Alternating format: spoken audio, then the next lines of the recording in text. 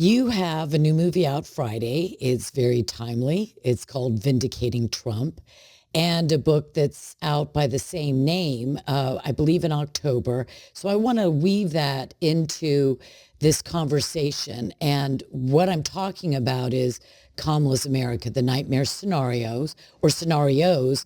What does that look like to you, Dinesh? You mentioned police state and socialism in particular, but take it anywhere you want to go. Well, I think that normally we worry that Democrats will do things like raise our taxes or show weakness on the foreign policy front or be a little bit sort of Sodom and Gomorrah-ish in their cultural policy. But Kamala and Biden have taken this to a whole new level, right? Democrats are not normally known for a largely open border, just flooding the country with 10 million illegals. I mean, that goes beyond anything we could expect out of Clinton or Dukakis or out of John Kerry, any of those guys from the past. That's the whole escalation on the one hand, but I think we also see for the first time a wholesale assault on our basic civil liberties. The new element of today's left and Democratic Party is quite clearly the assault on civil liberties, the emerging police state, really the threat of dictatorship. When I came to this country in the late 1970s and then through my early career in the Reagan years, I never worried that my free speech would be under siege or the right to assembly or just the basic rights enumerated in the Bill of Rights. But we find a tightening noose, a tightening clamps of repression that the Democrats have now been applying, and with relatively little resistance from the Republicans. I think Trump is the only guy who is onto these guys and is threatening to dismantle this whole operation, which is partly why they're trying to use the police state to get rid of him before he gets rid of them. It's almost like, think of the Western movies where, the lone outsider, the lone gunman comes over the mountain and the Gary gangsters Cooper. know right away. We got to worry about this guy. He's the threat we face. We've got to get him before he gets us. And that's really what's going on here. We're sort of living in the plot of a Western. Oh, wow. I never thought of it as a Western, but you're absolutely right. And when you talk about the police state, are you talking not just lawfare, but something else? Yes, I'm talking about mass surveillance of citizens. I'm talking about widespread regimes of censorship, including digital censorship directed by the government. I'm talking about mass ideological propaganda in the schools and through the media. I'm talking about the criminalization of political differences, the going after not just of January 6 defendants, but for example, pro-lifers under the FACE Act. I'm talking about trying to lock up the leader of the opposition party. I mean, if you look at the hallmarks of police states around the world, this is the checklist. And all of these elements are now present in this country. But by the way, they're not coming from Trump. The left keeps saying Trump is the dictator. We got to watch out for Trump. He's going to be a dictator for a day. No, these are the people who have actually been doing all this repression, and they're just ratcheting it up and testing the American people to see how much of it we will take. They keep pushing the envelope, as you say, and nibbling around the edges and further pushing us into a normalization of this police state and socialism. Let me ask you a question. I know that some people want to think of socialism as sort of like communism soft or light, Marxism light, but isn't really Marxism, and you can disagree and correct me, if isn't Marxism, Maoism, and all of these isms, aren't they really just a different form or shade or facet of socialism proper? Yes, socialism as it was originally derived is the economic wing of something bigger than socialism. So socialism is not a comprehensive political philosophy. Socialism means abolishing private property and redistributing things equally among all the citizens. So that's classical socialism. Now, socialism is supposed to come about because of a clash between the working class and the so-called capitalists. the Democrats and the left have modified all this, introducing the element of identity politics. In one of my earlier books, I call it identity socialism. So to class differences, they add race differences, gender differences, the whole gay issue, that now the transgender issue. All of that is kind of imported into socialism. Marx himself didn't discuss this sort of thing. And so I would say that socialism is the economic philosophy, but beyond that, you have a tyrannical approach even to politics, rigging of elections, locking up of political opponents, even the sort of poisonous atmosphere that has produced now 2 assassination attempts against Trump. That is the kind of stuff that socialists do. Well, exactly, because it seems to me that we can get very technical, and you didn't get overly technical, but we could say, well, socialism is this or that, but there's different types of socialism, and you're talking about the identity socialism. That's still socialism. And it seems to me that socialism only can thrive and succeed if you have a police state, a totalitarian or total state. Socialism really can't go that far or succeed without authoritarian control. That is quite true, and we see this in 2 ways. One is that you have societies that promise a democratic socialism. So when Hugo Chavez ran in Venezuela, he ran for office in the normal way. And he said, I'm going to bring about socialism, but democratic socialism. But the moment that he came to power, the democratic part was abolished. And by abolished, I mean he began to rig every subsequent election. And even the Biden-Harris State Department agrees that that is what he is doing now. So the democratic socialism was only a name. Even countries that were obviously tyrannical, think of Germany, East Germany under the Soviet Union. It was part of the Soviet orbit, but it called itself the GDR, the German Democratic Republic. So the words democratic and republic were complete fakes. Even today, the mullahs who are running Iran, who never put themselves up for election per se, they call themselves the Islamic Republic of Iran, as if they have a republican form of government, which they quite obviously do not. And so it's that we Americans who are identifying tyranny, statism, socialism, Marxism, all that, we have to look at what they do, not what they label themselves as. Because no tyrant, or few tyrants, I'll caveat that because I'm not going back historically right now and cataloging every tyrant in history, or assessing him.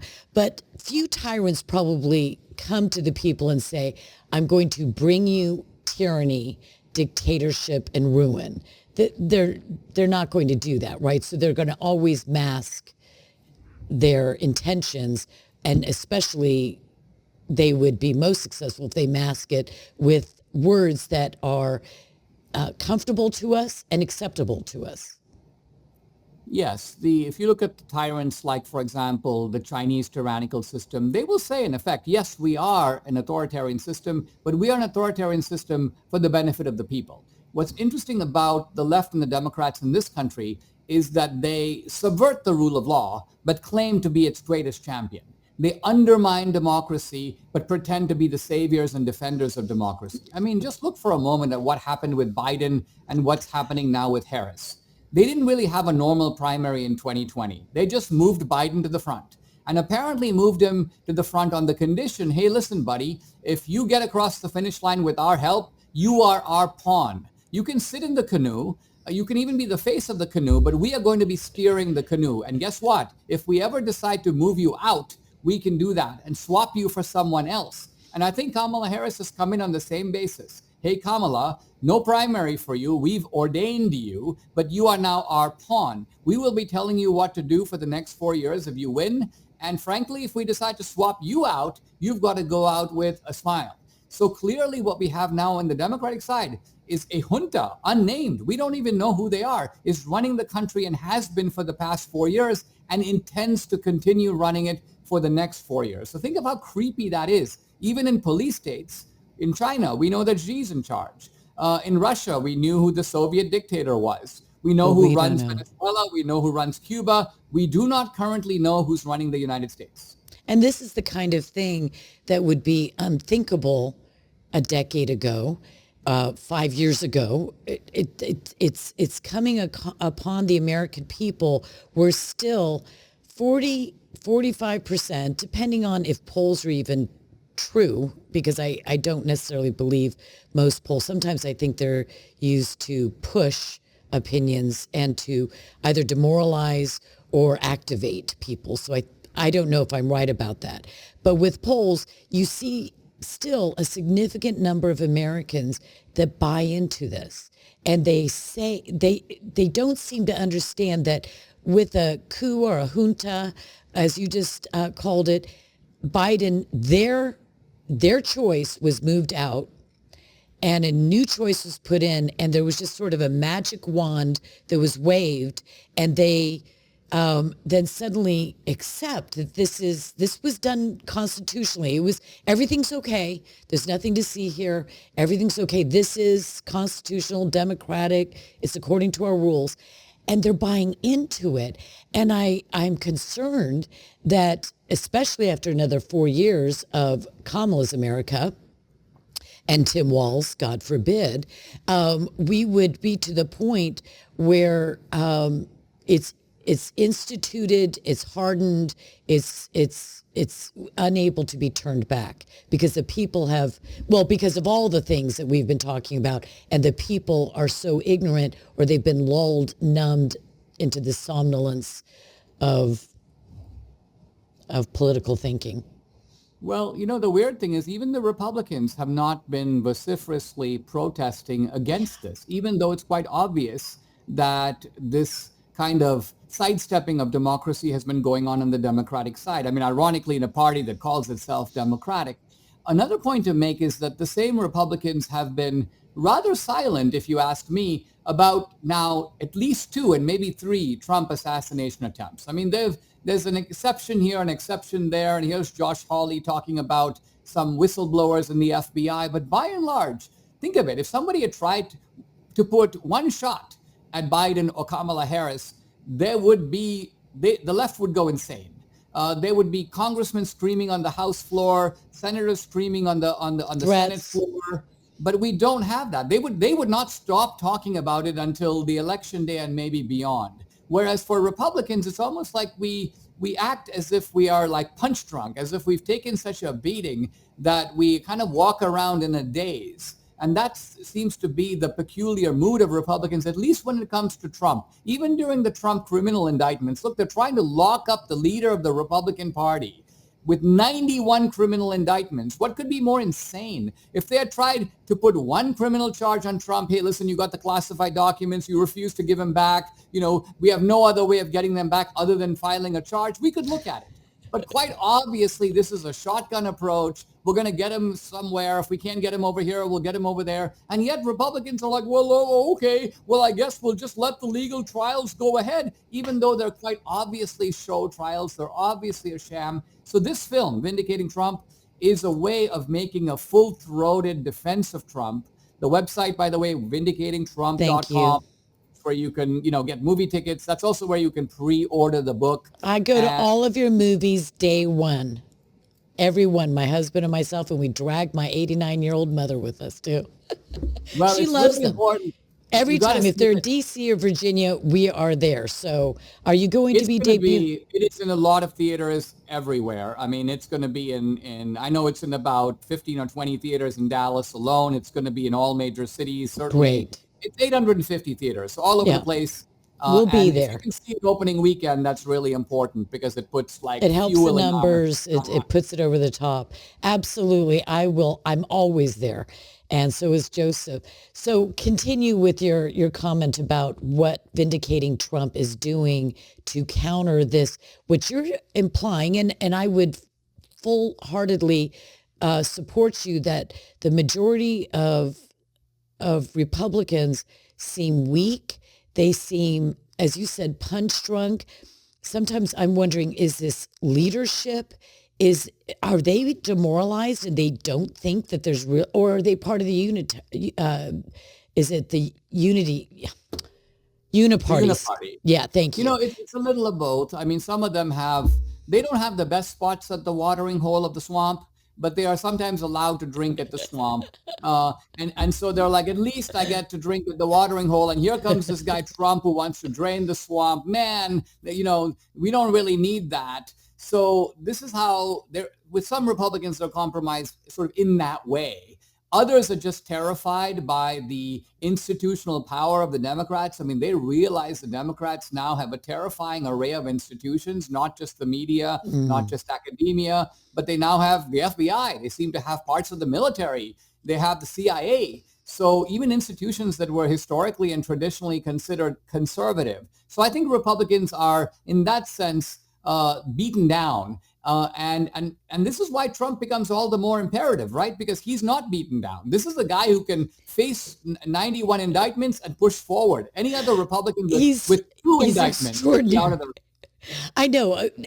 How many people, this is not 0.1% of people could sustain this kind of onslaught, so vicious, humiliating, crushing, and violent. But you've got to have a hard skin like a rhino to be able to put up with that, and a determination. Don't say rhino, because these days people use rhino. Oh, that's the wrong word. But I think I know exactly what you mean. What you're saying is that Trump is a man of exemplary courage and bravery, and that is the exact quality that is most needed today. I mean, when we're facing this emerging police state, what do we need? We need a tough guy, an 800-pound gorilla on our side, to take on the 800-pound gorilla that is the Democratic regime.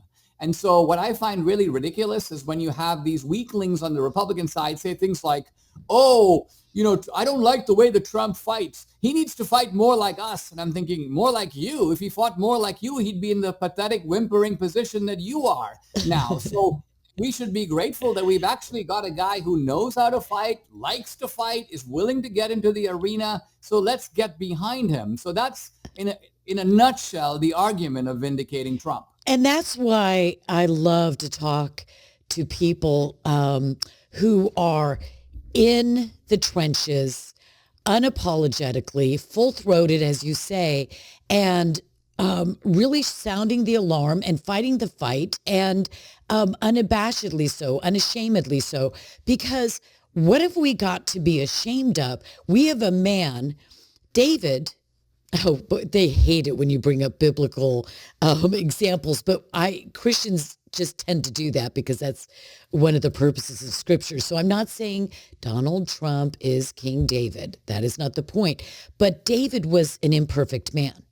But he had courage and he had conviction. He was a man after God's own heart. And there are other biblical characters who have varying degrees of success and of courage and of wisdom, etc. God uses men and women, but he uses mankind, his people, to further his own end.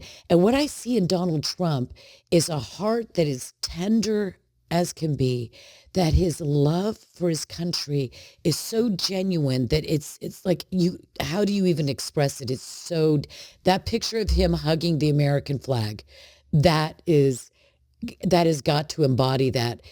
And the courage that is required. What we need is what we need. And we do not need a wuss or a wimp, as you said. We need a man who, he's going to be an alpha male. He's going to say things that aren't politic or diplomatic. But do you think that, or I'm not saying that to you, do they think that you're going to get a man like that? Most generals who know their stuff probably cuss, smoke some cigars, he doesn't smoke, and are tough. They say things that are politically incorrect. But if you win the war and every battle leading up to that victory, is that what counts? I mean, the key thing to remember is that very often the tough demeanor is part of that toughness of spirit that makes you a good general. So just as it makes no sense to say to Lincoln, hey, pull General Grant off the battlefield because, he says a lot of bad words and he drinks a lot. Lincoln would say, no, but he's a really good fighter. And those qualities of heavy drinking and so on may be connected with his strength on the battlefield. And the same is true with Trump.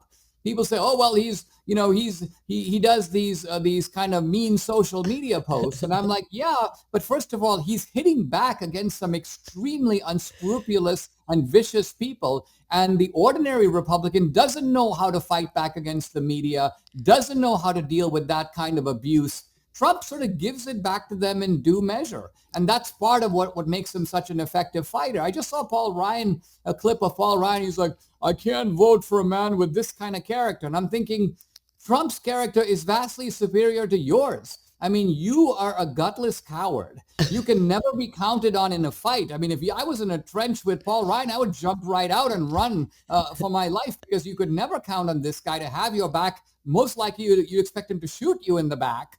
So with Trump, his so-called vices are minuscule compared to his virtues, which is he's magnanimous, he's generous, he's raised a great family, he never condescends to people below him. Notice, he might bully tough guys on the left. He never bullies a doorman. He never bullies a guy who's serving food behind the counter. Oh, no. So Trump, in this sense, is a very nice guy, but he's also a very strong person. So this movie and the book with it are, I would say, an unapologetic defense of Trump. I have no patience with people who basically go, well, yeah, I admit that his character isn't the best. I even in some ways don't like the David comparison, because it seems to concede. Let's remember, David was not only a philanderer, but he was also a murderer. I wasn't even thinking about the details. You're right, though. I was thinking about... My point about Trump is this is actually a man whose character, maybe he's not the best guy for every time in the country's history, but for this time, given the crisis that we're facing, I cannot think of a better person to represent our side. And if courage is not considered a virtue, I question a biblical understanding. God said to Joshua through Moses, be strong and of a good courage. And that was a commandment to the leader who was going to take them into the promised land after 40 years of wandering around because of the sin of a lack of courage and faith in God and the mission statement, if you will.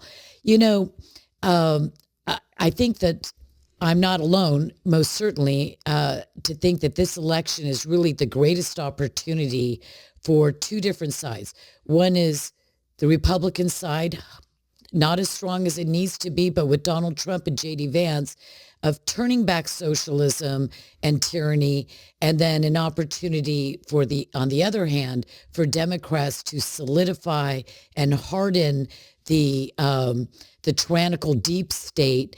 So I'm thinking that this is the election, and that if someone who loves their country does not vote, and I'm going to say unapologetically vote for Donald Trump, and that include Christians in this, that they are, I guess, being unfaithful to their country. And for Christians to not vote, I think it is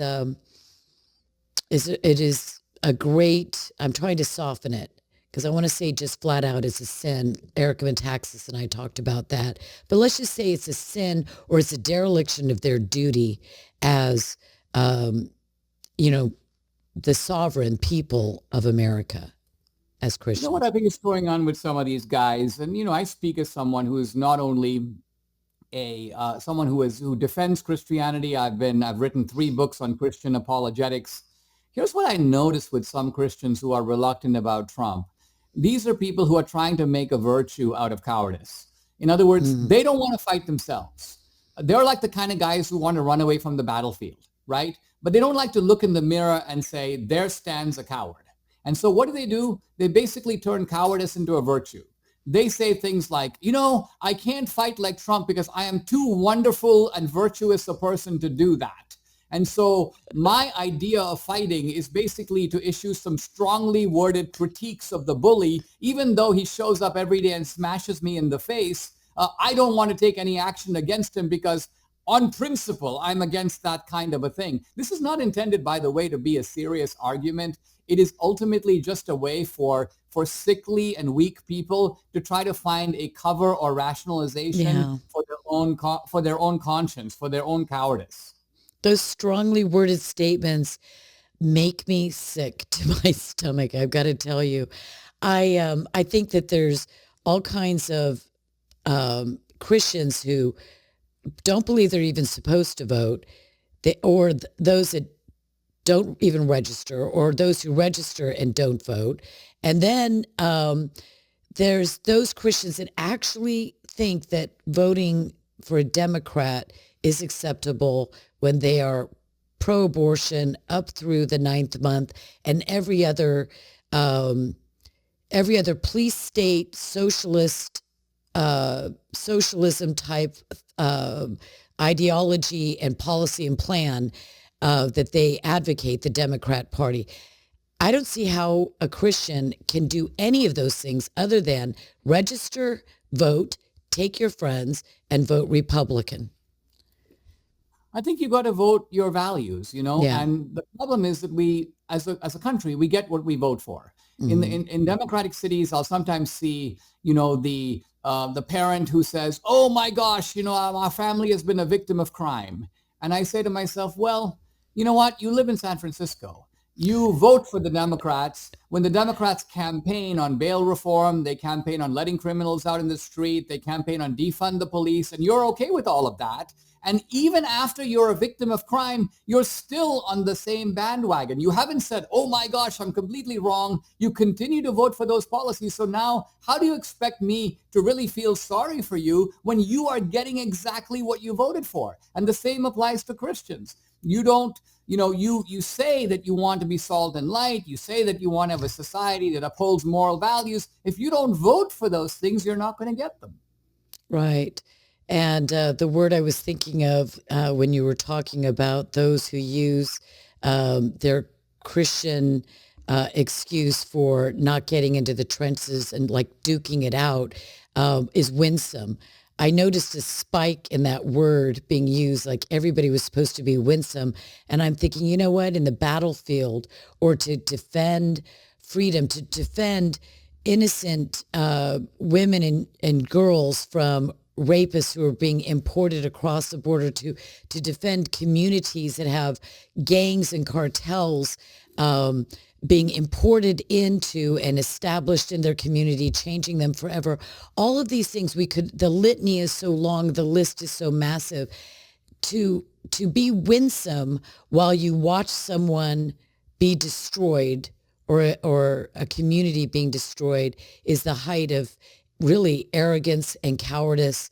And it is unchristian. So it actually makes me laugh, because I find that some of these guys, they love to come up with idiotic words that they think are very meaningful. I mean, I can think of a lot of adjectives, for example, to apply to Christ, but I wouldn't call him sort of winsome. That's Right. like kind of effeminate word that, some guy with a man bun came up with.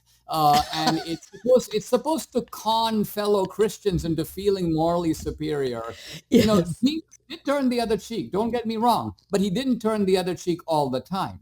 When Jesus, after he was arrested at the Garden of Gethsemane, he goes before the high priest. One of the guards strikes him, and Jesus doesn't go, "Nice shot. Let me strike me again." He goes, "Why do you strike me?" And then, of course, you have the scene, of course, with the money changers in the temple. So the point is, in each occasion, we are called to respond, in a sense, appropriately.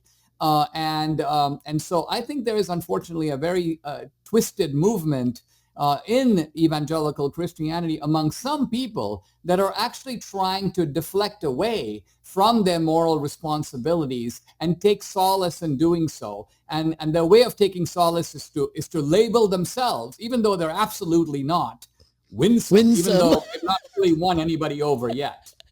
I love it. The idea of voter fraud is something that has, well, it goes back, centuries, obviously. But since 2020, the word election fraud, not as much voter fraud, I don't use that as much, but election fraud is a thing, and it's a big thing. And you've done a great deal of work on that. And so I saw a clip on your social media that was that's part from your book and your video, vindicating Trump. And it has you talking to two gentlemen. I couldn't discern who exactly they were. And the conversation was about buying blank ballots from the printer who is actually, I think, responsible for printing the ballots for the various election departments, which, all right, I know I should be shocked, but we saw so much in 2020 that, the shipment of truckloads of ballots from out of state into other states, things like this. So I'm really not shocked, but I'd like to hit home on this aspect of vindicating Trump, your movie. Yeah, there's a section in the film. It's called The Ballot Makers. And this is new stuff. It's stuff that nobody knows. It's pretty mind-blowing stuff. And it goes beyond. It's in a whole different category than 2000 Mules. Let's remember that in 2000 Mules, which came out in the middle of 2022, we were looking in the rearview mirror. We were looking back a year and a half later, what happened in November of 2020. Here, we're looking forward. And the reason we're looking forward is that the Democrats know that they cannot cheat in exactly the same way time after time. Why? Because people know about it. They're going to be looking for it. If you send mules in the middle of the night with backpacks full of ballots, there are going to be some patriots hanging out of the drop boxes saying, hey, gotcha, I've recorded you on my iPhone. It's going to be on the internet tomorrow. So the Democrats need to figure out creative new ways to, in a sense, you could say, break into Fort Knox. And so what I do in this film is I put myself in the mind of the criminals. And I hire a couple of investigators and I say, if you were to break into Fort Knox now, think of a new way to do that hasn't been done before. What is a vulnerability in the election system that bad people can exploit? And we have found an important one. And I told these guys, I go, listen, don't just come and tell me about it. I want you to actually do it. I want you to carry it out. If you tell me you can buy ballots, go buy them. If you tell me that you can create fully functional ballots, go create those. If you're telling me you can make ballots that will go into the tabulator and the ballot printers and be counted as legitimate, show me that they will work like that. And so all of this is in the movie. It's a section of the movie. I mean, the Trump interview is quite clearly the highlight of the movie, a kind of amazing one-on-one with Trump. But at the same time, this section on the ballot makers is the most shocking part of the movie because it opens up a whole new avenue for election fraud. And my motive for putting it out is not, of course, to teach the cheaters how to cheat. That's what I was going to ask you about. No. It is to blow the cover of anyone who tries to do something like this so that they will be caught in the act and they won't be able to do it this way. Okay. So do you know of anybody who has actually done this exact thing? Has anyone been caught doing that? I thought that there was some sort of election official or secretary, whatever, that was photocopying ballots in one state, and I can't remember the details. Right. So there have been some anecdotes of people doing this kind of thing, but the problem is the thing that we're exposing is that you can make ballots at an unlimited scale, which is to say that you or I could, by following the recipe laid out, you could make 100,000 ballots. You could make 50,000 ballots. And so this is very scary because, see, even I, who thought I was relatively well informed about election fraud, I always assumed that you could only get a ballot from the state. Right. You need an absentee ballot. You got to call the state of Virginia. You got to go sign up for it. They'll mail it to you. Little did I realize that there are many of these sort of ballot shops around the country, and the states themselves get their ballot stock, their ballot paper to certain specifications from these ballot makers. And these ballot makers will sell that stock. You can buy it. I can buy it. We can have it delivered online to my front door. And then it's very easy to get the information. Wait a minute, Dinesh. I'm sorry. I'm just starting to fully process this. So this would be like ordering the paper that we print our currency on and saying, yeah, I would like, hey, don't look over here. I'm not doing anything weird. It's for some birthday cards I'm making in my craft class. I want some paper that you normally use for dollars or $10 bills, right? So I'm just going to buy that. So I could go out and order ballot paper for the state of Virginia. I don't know if they all have their own unique ballot paper. I can just do that, the paper. Yes. And let's go further. Let's pursue your analogy, because if you did that, let's say you could somehow get your hands on the exact paper that's used to make a $100 bill. It would probably do you no good because a $100 bill has a watermark and a $100 bill has an identification number on it. And so you would immediately be committing a very serious crime of counterfeiting. It would not be easy to do, and tellers and other people are trained to look for it, right? Now let's compare that to a ballot. if you get the ballot paper, which you can do and I can do, and then I live in Texas. So let's say I then approach the state of Texas and I say, send me an absentee ballot. They will send me a real ballot. And remember, that ballot doesn't have any sample. It's a real ballot, right? And I just go down to my local copying shop, a UPS store, and I use the legitimate ballot stock that I have, and I can make an unlimited number of ballots. The difference between a ballot and a $100 bill is a ballot has no watermark and a ballot has no identification code. I've just made a real ballot. All I now need is a name, and all I now need is a scrawled signature for me to be kind of ready to go. In fact, up to this point, since I haven't cast the ballot, I haven't even done anything illegal. The illegality only comes when I go to the voter rolls. I find the names of people who have voted but haven't voted in recent elections. So I've got the name of a real voter. I scrawl their signature and fill out their name. It's only when I go to a drop box and I put that ballot in that I have now cast a fraudulent ballot. But look how easy it is to do. In other words, it used to be rather cumbersome, right? Because let's say, for example, that there's a homeless shelter with 100 guys in there, right? And I want to vote all their ballots. They don't actually care. They don't care if they vote or not. Under normal circumstances, you'd think we'd have to convince those guys to request an absentee ballot. The absentee ballot would have to be mailed to them. I then have to go collect all those ballots. I probably have to give these guys $20 to be able to cast their ballot, make them sign over here. It's a very cumbersome process.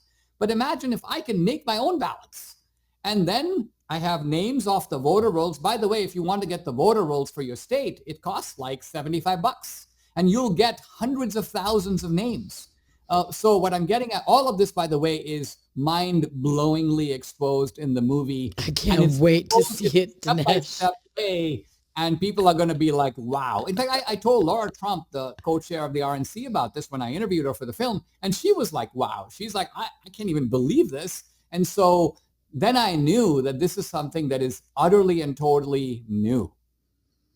Well, Dinesh, firstly, I would say that the value of a ballot that is actually counted is greater than that $100 bill or that $10 bill, because it can actually overthrow an election, and it wouldn't be that difficult to do it. And so I know that, I'd love to have you back also to talk about what we can do to